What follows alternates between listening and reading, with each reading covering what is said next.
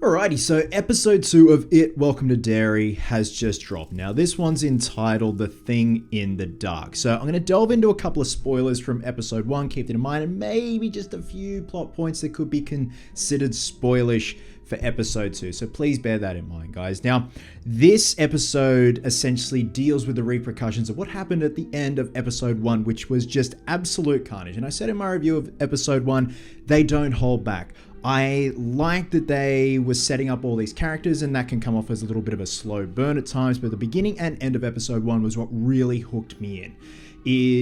It's unforgiving. It doesn't hold back with the violence, especially when it comes to violence towards children. They don't sidestep that. And it happens in the worst way possible at the end of episode 1, with that demonic baby that we see birthed essentially at the beginning of episode 1, kills a child, and then kills more kids at the end. And essentially, it's dealing with the repercussions of that. The townsfolk blaming the owner of the cinema, the daughter as well. Everyone looked at them as freaks, and they totally did it. And just how all these things are coming together and falling into place, not just within the town of Derry, but on this army base as well. So what I liked is we delved more into the character of Leroy Hanlon. Like, we were introduced to him and we touched on what he's all about in episode 1, but this one is really starting to ramp things up with his backstory and his part and the world he's in, and how that world is going to collide with everything else that's going on in Derry.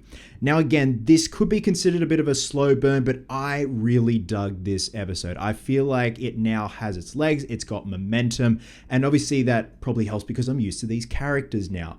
I've gotten to know them from episode 1, even though we have a lot of them that were killed off at the end of episode 1, and I love how they've changed the posters from episode 1 to episode 2 with the new cast of characters. And initially I thought, is it going to be one of those things where they're going to have to change the poster for episode 3? That is not the case, but still there's a lot of going on where it's balancing the horrific, the gruesome, the gross imagery, and then you almost have, I wouldn't call it the science approach, but there is the other themes going on when it comes to the character of Leroy Hanlon.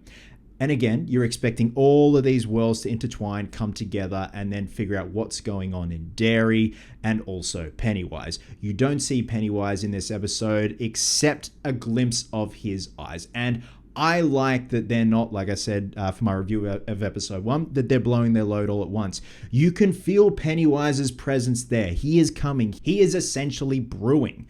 But he's appearing through other forms of haunting these children. Like when it comes to the character of Ronnie Grogan, there's a great little sequence of her being haunted by her dead mum in the most demonic form ever. And just in true Pennywise form, even though it's not Pennywise, just being sick, twisted, and cruel. There's this great little sequence that happens inside a grocery store with the character of Lily, and she's in this maze of aisles in this grocery store that closes in on her, and then she has visions of a family member. We're also seeing a lot more of Dick Halloran's backstory, and that's something I wanted to touch on in my review of episode 1, but I didn't want to go into spoilers, that you've got these other Stephen King universes all coming together. And I'm thinking, are we going to see the giant turtle in space? I don't know. Now, when it comes to the end of this episode, of episode 2, I don't want to go too much into spoilers, but you can see Leroy Hanlon's involvement and his story progressing further.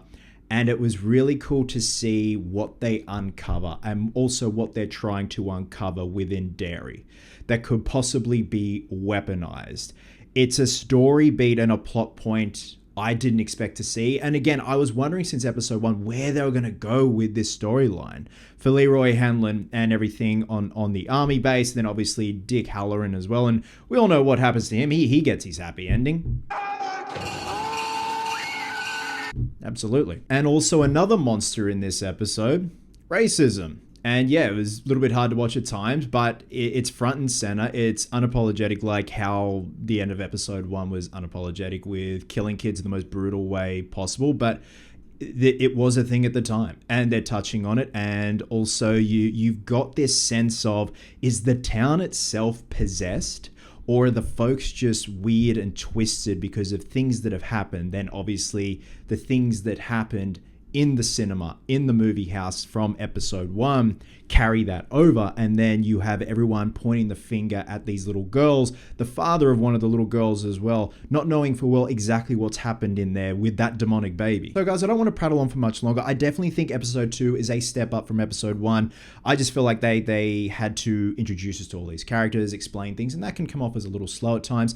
And even though there are certain things that they're padding out, but I feel with episode 2, now that I've gotten to know these characters and characters with familiar names, we're introduced to a member of the Bowers family, and we know Henry Bowers from this world as well. So all these dots are starting to be joined together, which is nice. I feel like the momentum's definitely going.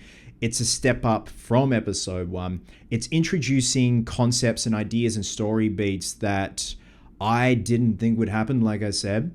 But now that they're happening, they're setting the wheels in motion and they've planted those seeds. I'm excited to see where those story beats go. But they're still maintaining that creepy, sick, weird, twisted imagery that Pennywise is famous for, without having seen Bill Skarsgård as Pennywise yet. So I'm excited to see this character keep brewing, even if it's just little glimpses, little teasers here and there. And the characters themselves, the human characters, I'm now invested in. And also the horrific side of what life was like back then with racism. That's the real true monster. But with that being said, guys, drop a comment below and let me know your thoughts on episode 2 of It, Welcome to Derry. And with that, I'm going to be giving episode 2, entitled The Thing in the Dark, 3.75 out of 5. Love you guts, and I'll catch you in the next one.